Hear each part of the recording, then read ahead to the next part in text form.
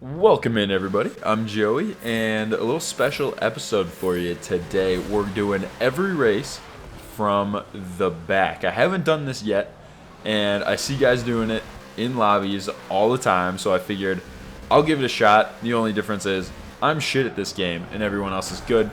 As you can see, first corner here, or maybe second corner, not really sure. This is the shorter variation of Silverstone. I just go flying straight into the back of the guy into the corner.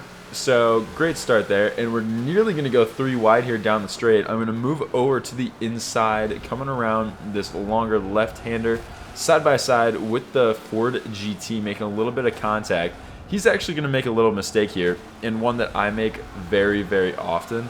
Just getting down on the accelerator a tiny bit, coming through that carousel there, and drifting out wide, letting the guy behind you sneak up into that space and grab that position from you. So I make that mistake all the time.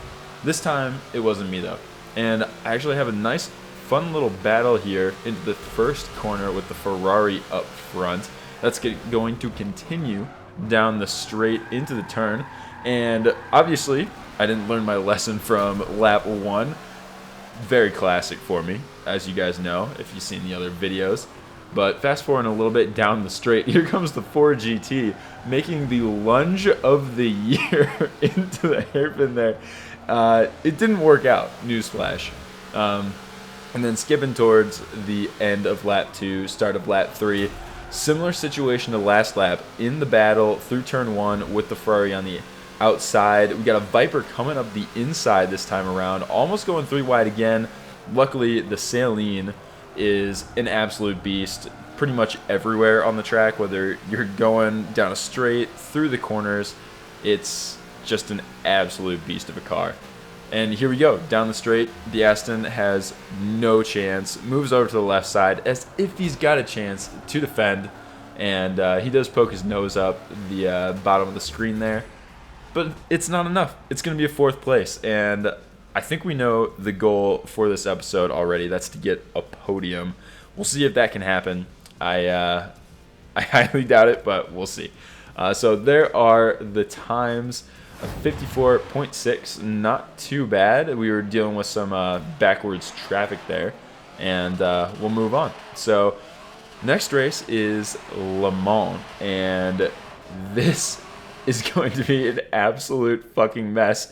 As you can see, we already have a guy facing the wrong way. That is your Forza in a nutshell right there. So yeah, throwing the logo up in the left-hand corner there, because it's literally just Forza. That is it. I don't know any other game you would see that in. I think the standards are out the fucking window. As you can see, here we go down the straight, and I should introduce the car. This is the Lotus Esprit. It's a monster down the straight. We're just going to nonchalantly pass 4 guys, and we're on the brakes more than early enough, right? No, the brakes on this thing are absolutely ridiculous. They're horrible, and I don't recommend driving a car without any brakes. It's got incredible stats. Acceleration's 9.0, top speed is 9.0, braking is balls, and the handling is also balls, but everything else pretty solid, and that makes it a really good car for Le Mans, at least the straights, and everything else at Le Mans not so much.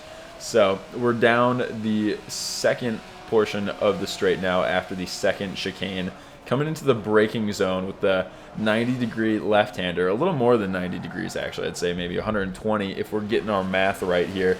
I'm actually going to go way too deep. Again, braking is absolute shit, and my skill is shit too. So, you know, not a really good combination. I'm going to give up a position there and drop down into 9th. That Aston Martin from last race is going to go ahead and get past, and then we'll go by 8th place again, regaining 7th and coming down the straight into another braking zone, and I'm nearly going to get a really solid move on the Ford GT here done. I'm coming out of the turn though, and I spin the back tires. I don't think there's going to be a turn in the Lotus Esprit that I don't spin the tires. It's just so much of a habit for me to drop down into second gear, coming through a 90-degree corner, and I just can't break that habit. And in the Lotus, not a good deal. The thing's got way too much power to be in second gear. You really need to go through these corners in like fifth or fourth. You can see there, coming through the final corners, get hit, and I didn't even really get hit. I just spun the tires again, and then I played some wild defense. It's called just like being bad at the game, and apparently it works. You can just hold the guy behind you while he's trying to get past. It somehow will work out in the end for you. So we move on to Lime Rock now in the Viper. I think I've got a pretty good chance. The Viper, a really strong car here. Great handling. That's very good for Lime Rock. And it's a good start because half the fucking field, it seems like, went off at turn 1 and 2. So we're up into 14th already.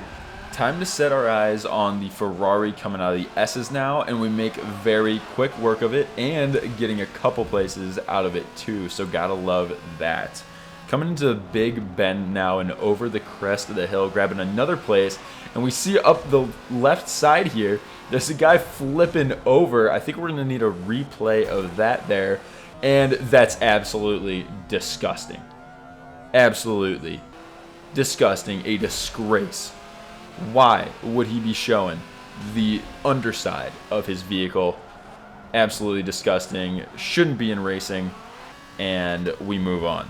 So lap 5, start of lap 5, grabbed a few more places there. Gonna send a pretty nasty lunge up, trying to go up the inside, I should say, of the Corvette. And eventually we get it done. Didn't get it on the first attempt, but did on the second. Trying to make a similar move on the Ferrari up here. Ghost Boy is in 96. Not going to pay off. He's going to defend it very well. That's all right. We'll wait, have some patience, and try to get the move done later, which is extremely hard for me. I have absolutely no patience, and more than half the time I'm just making a ridiculous lunge myself and running into people. But here, I am going to show a little bit of patience, try to pressure him into making a slight mistake, and he does there. He dipped a couple of tires onto the grass, and we're going to get by him nice and easy. Coming around the final couple corners now into the dip, we've got a couple back markers kicking up some smoke. This guy somehow just didn't turn coming down the hill, wound up in some barriers directly straight off the track. And then 8th lap, I somehow make the pass on the Aston up into 3rd place, and 1 corner left. I might have a podium here if I don't totally fuck it up, and it's looking like I'm gonna get it. I know I've got the power on the Aston, and it's gonna be a podium finish from the back. I am pumped about that. I didn't think I'd be getting one. There are the lap times, a 50.45. It looks like I was up there with the top guys pretty well, so pretty happy with that. And we get to have a shoey on the From the Back episode. Who would have thought? We move on again. Now at Watkins Glen in the Noble, one of my favorite cars for S-Class. I've done a couple of videos with it. And it's a strong car for Watkins Glen too. I think you'd want a little bit more handling around those longer corners, but all in all, it's a very well-rounded car. So coming through the S's now, always going to catch up to some folks here that have messed up, coming through the S's, and it's no different on this race. Getting around that light blue Ferrari nice and easy. You got a Civic and a Porsche. I really didn't know where that Porsche was going, so I just kind of guessed the right side, ended up paying off, and very quickly onto the brakes and up into the back of the Lambo.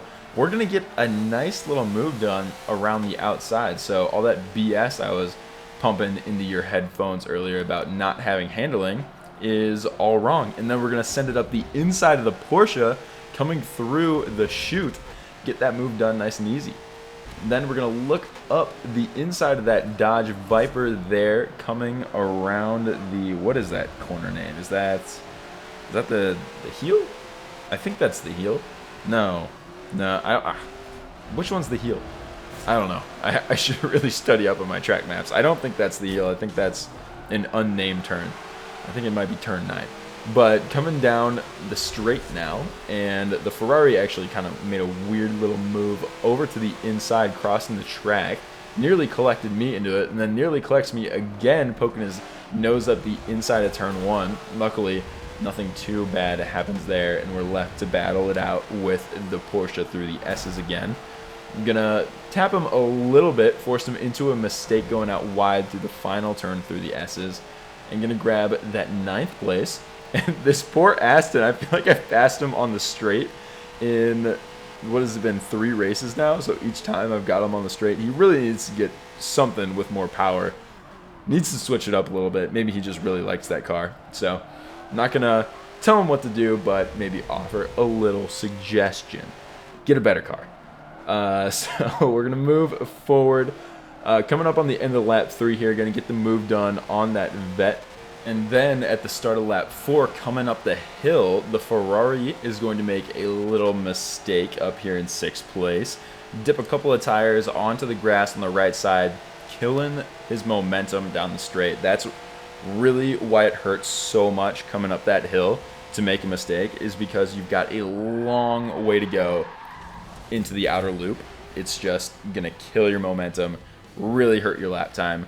But that's where I ended up finishing. 6th place. Not too bad coming from the back, a 146. It looks like the guys up front were doing 43s, a 44, and 45. So I wasn't quite up there with the GTs and the 50s of the lobby. We got a Viper in here as well, but not too bad. This one's just a quick clip for you. The start of Prague, we can't even get to turn 1 without running into each other and sending a couple cars sideways. Love to see it. Forza showing its full colors. That's what starting from the back is all about, I guess. In this one at Hockenheim, this guy apparently has no power in his car. Probably less power than is in the Aston Martin, because we're just flying by him. It took him about an hour and a half to get to the end of the straight. I was waiting for him forever at the start, and we just pass him like nothing coming down the 2nd straight there. And then around the Parabolica, getting a couple of nice moves done. And then the Porsche, there must have been some bad blood there, dude, because I feel like he was slowing down to make that hit, I think. I can't imagine that was just out of nowhere, like a mistake. I think that was intentional. Just the stuff you would expect to see from the guys at the back of the pack. So, coming through the left-hander, we've got a big group of guys up here. Luckily, we get by the Viper nice and easy, but now I'm fighting in the middle of the pack. And coming out of turn 10, I spin the tires, just getting up on that curb, and smack into the R8 and smack into the tire wall. That's going to put me back down into 14th, and I wasn't really able to recover from it. That's going to be a 10th place. Then it was time to vote for the next track. And what did I do? I voted for random. I didn't like the options we were presented with. And what do you know? We get Hockenheim again. Same track, just in the rain. Which, again, how many times do I need to say it? I've got like, I think 30 videos on the channel now. And I've probably said it in each one. It doesn't fucking rain in this game. Or at least it doesn't rain in S-Class. I have seen it rain in GT Endurance. I do a lot of GT Endurance, and it does rain in those lobbies. S-Class, it does not. I think if I had to put my finger on why it's not raining, they're not supporting this game anymore. And I think as an effort to maybe like try to keep the lobbies as clean as possible while they're not really monitoring anything, they just got rid of it altogether. I really have no idea. But that's just my best guess. But here we are, back at Hockenheim again in the fog. It hasn't even really gotten foggy yet, but it will. And we're in a little battle with a GTR coming through turn 9, Mercedes, and into turn 10 again. We've got another pack up front now that we've got the GTR behind us that we'll try to catch up to. And eventually I do, just about halfway through lap 2. And I show a little bit more bravery on the brakes coming into the hairpin, get around the Ferrari, nicely done. And then skipping forward to lap 4, only a few corners to go, I'm going to make a stupid move on the Mazda up front. Remember that thing I said about patience and me having none of it? There you go. There were a couple of turns left. I didn't have to go for the move there, but instead of waiting and trying to pressure him into making a mistake. I just went for it there, and it bit me in the ass. So we're gonna end it there, me getting bit in the ass. But anyways, guys, I hope you enjoyed the video. Let me know what you thought in the comments down below, and I will talk to you very soon. Bye, everybody.